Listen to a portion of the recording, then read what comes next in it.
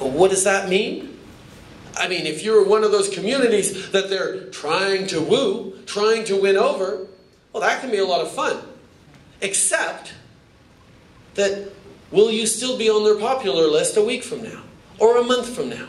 And when you have a government that is picking and choosing who it chooses to serve, you're weakening the entire fabric of our system. Especially a country that is so incredibly varied as Canada. So incredibly diverse. And rich because of that diversity. To drive wedges between urban and rural. Between new Canadians and old Canadians. Between immigrants and refugees. This is wrong. And to lie about it.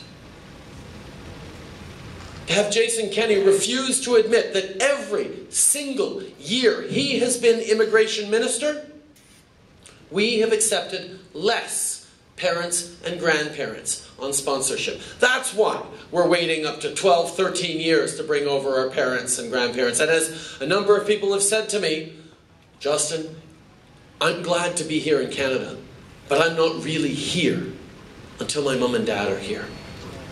And the Liberal Party of Canada has always understood that immigrants are not just units of production, not just laborers to contribute to our economy. That immigrants are nation builders. That they are community builders, creators of families and neighborhoods, and a country that is bound together by the ties that really count, not just by the hard work that we do. Understanding that is essential. Jason Kenney and the Liberal Party are and the Conservative Party are very good at talking a good game, at announcing things. Oh, we're going to be tough on smugglers. Of course, everyone wants everyone to be tough on human smugglers. But the way they're going to do it is by punishing refugees. By trying to convince people who are coming over as refugees that, oh, we're going to make it tough for you over here, so you better not come over as a refugee. I'm sorry, if you're a refugee, you're fleeing for your life. You're running from torture, from persecution, from death that your home state cannot protect you from. You have no place to run.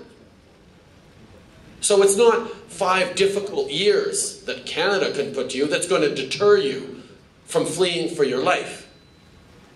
But what it will do, and what they are doing with that, is hardening our hearts against refugees. They are turning us against people who are arriving now.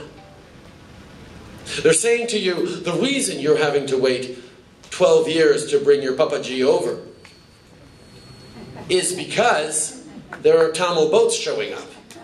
Wrong! The immigration system is completely separate from the refugee process. There is no queue for refugees. You don't wait in line when you're a refugee. You get assessed. Are you a real refugee? Great. If you are, we keep you. If you're not, sorry, you have to go back to your country and you can try again coming as an immigrant. But if you're not fleeing for your life, we can't take you. That's why we only accept 14, 15, maybe 18,000 refugees every year. And we accept 250,000, 280,000 last year immigrants. But even though last year we accepted 280,000 immigrants, we're cutting $53 million from the settlement services that are designed to give these new arrivals the capacity to learn, to contribute, to integrate, to create strength and wealth for the communities, for their families. This government talks a good game. And when we talk about human smugglers, we can only think back to the mistakes made in the past.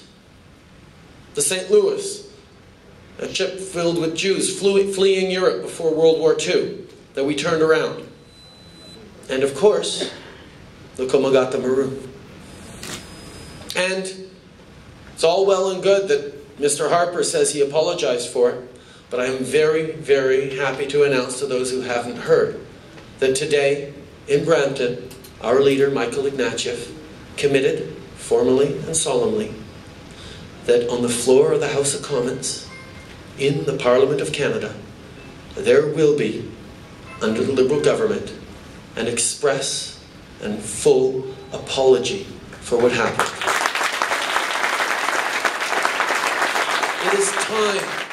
It is time we didn't just apologize for past mistakes, though.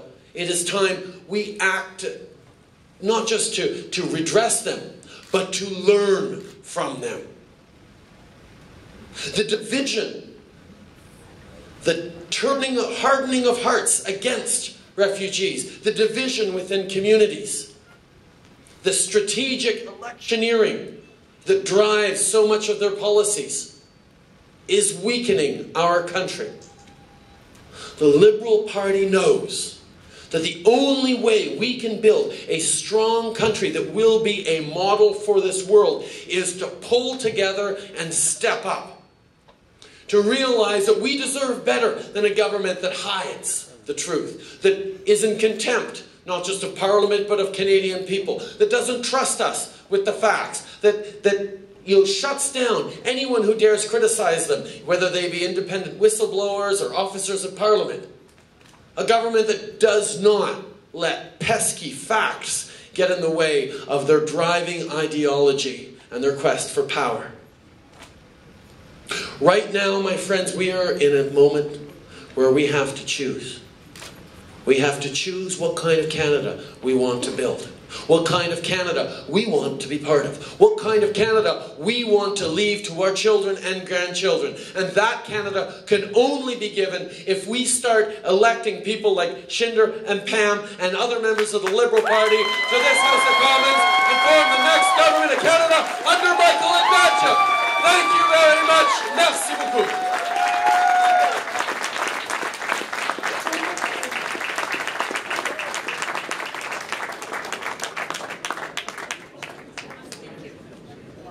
Thank you.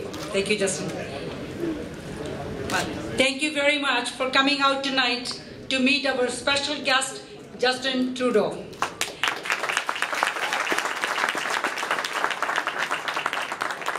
I'm really pleased that Justin has taken the time from his busy schedule and his own election campaign to help me and all the other candidates here in the Lower Mainland.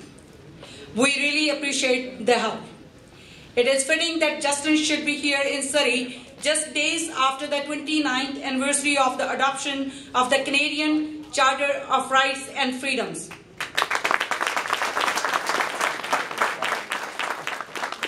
The Charter is a milestone in Canadian history and a foundation for the just society that his father, Pierre Trudeau, was so passionate about.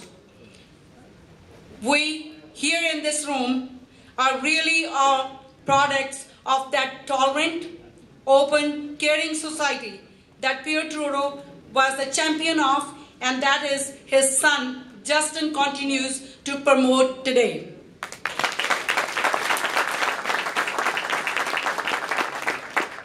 The Liberal Party today, in its platform, continues to recognize and promote those same values. Our family pack promotes investing in education, not prisons. Investing in stable pension, not F-35 jets. Investing in healthcare, not corporate tax cuts. Supporting families through family class immigration, not demolishing refugees as terrorists. I want to thank you all for the help and support that you have provided us up to this point in the campaign, and urge you not to slow down in the work that you are doing. With all your help, we will win this campaign. Thank you.